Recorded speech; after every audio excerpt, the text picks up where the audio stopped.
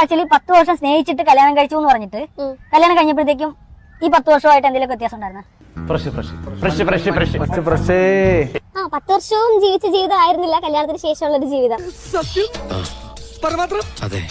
ഈ 11ാമത്തെ വർഷം എത്തുമ്പോ എന്താ സംഭവിച്ചത് നമുക്കൊന്ന് കണ്ടാലാ? വന്നേ നമുക്ക് നോക്കാം. എല്ലാം അറിഞ്ഞിട്ട് തന്നെ കാര്യം. നിക്ക് നീ ഐസ്ക്രീം ഫ്രിഡ്ജ് വെക്കാൻ പോവാണ്, എന്ത് പണിയായി കാണിക്കാൻ പോണ? എടാ പിന്നെ ഐസ്ക്രീം ഫ്രിഡ്ജിലല്ലാതെ അടുപ്പത്ത് വെക്കാനൊന്നും പറ്റത്തില്ല.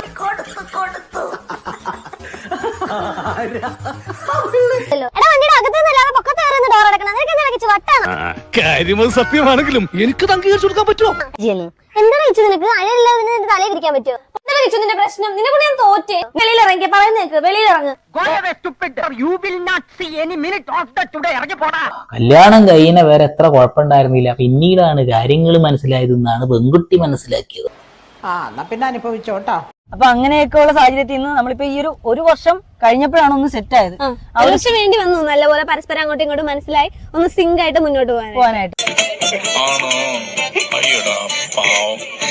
10 വർഷം പ്രേമിച്ച് കല്യാണം കഴിച്ച ആൾക്കാർക്ക് പിന്നെ 1 കൊല്ലം കൂടി കഴിയേണ്ടി വന്നത്രേ ഒന്ന് സിങ്കായിട്ടൊന്ന് മുന്നോട്ട് പോവാം. വല്ലാത്ത അവസ്ഥ. ഒരു പ്രത്യേക ജീവിതല്ലേ. നമ്മൾ കൈയും കഴുകിയിട്ടുണ്ട്, ഈ കാണുന്ന കത്തിയും കഴുകിയിട്ടുണ്ട്. ഇനിയിപ്പോ നമുക്ക് ചെയ്യേണ്ടതെന്ന് വെച്ച് കഴിഞ്ഞാൽ ഈ ഒരു സൈഡിൽ നിന്ന് നൈസായിട്ട് തുറന്നു വിടാം. എന്നിട്ട് നമുക്ക് വൃത്തിയുള്ളൊരു പാത്രത്തിലോട്ട് അങ്ങ് എടുത്ത് മാറ്റാം. ഞാനൊരു വലിയ സംഭവം അല്ലേ? വേറെ ആരും ഇല്ലെങ്കിൽ നമ്മൾ ഇതിനകത്തോട്ട് പിടിക്കാൻ പാടില്ല. നൈസായിട്ട് എടുത്തിട്ട് ദേ ഇങ്ങനെ അങ്ങ് ഒഴിച്ച് മാറ്റിയിട്ടുണ്ട് കേട്ടാ. അല്ല, ഒരു ഡൗട്ട് ചോദിക്കണമെന്ന് വിചാരിക്കരുത്. നിങ്ങളെ വീട്ടിലത്തെ സ്റ്റീൽ പ്ലേറ്റ് ഒക്കെ ഈ സാനിറ്റൈസറിൽ ഇട്ട് തന്നെയാണോ കഴുകാറ്?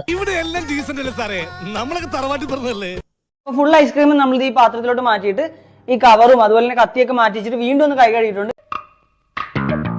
എവിടെയോ എന്തോ ഒരു തകരാറ് പോലെ. ഇനിയിപ്പോ നല്ലൊരു പാത്രത്തിനകത്തോട്ട്, അതായത് മൂടി നമുക്ക് ഫ്രിഡ്ജിൽ വെക്കാൻ പറ്റുന്ന ഒരു പാത്രത്തിലോട്ട് നമ്മൾ ഈ ഐസ്ക്രീം മുഴുവനായിട്ട് അങ്ങ് ഒഴിക്കുവാണേ. സത്യം പറയാലോ, ജീവിതത്തിൽ ആദ്യമായിട്ട് ഈ ഒരു ഐഡിയക്ക് നിന്നോട് എനിക്ക് ബഹുമാനം തോന്നുന്നുണ്ട്. ഒരു ഡൗട്ട് ചോദിച്ചോട്ടെ, നിങ്ങൾക്ക് ഓൾറെഡി അത് ആ ഒരു പാത്രത്തിൽ സാനിറ്റൈസറിൽ മുക്കി കൊടുത്തിട്ട് അതിൽ ഒഴിച്ചാൽ പോരായിരുന്നില്ല? നന്നായിട്ടുണ്ട്.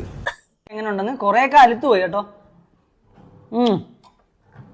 അടിപൊളി, നല്ല ചോക്ലേറ്റ് ഐസ്ക്രീമിന്റെ ടേസ്റ്റ് ഉള്ള ചോക്ലേറ്റ് ഐസ്ക്രീം.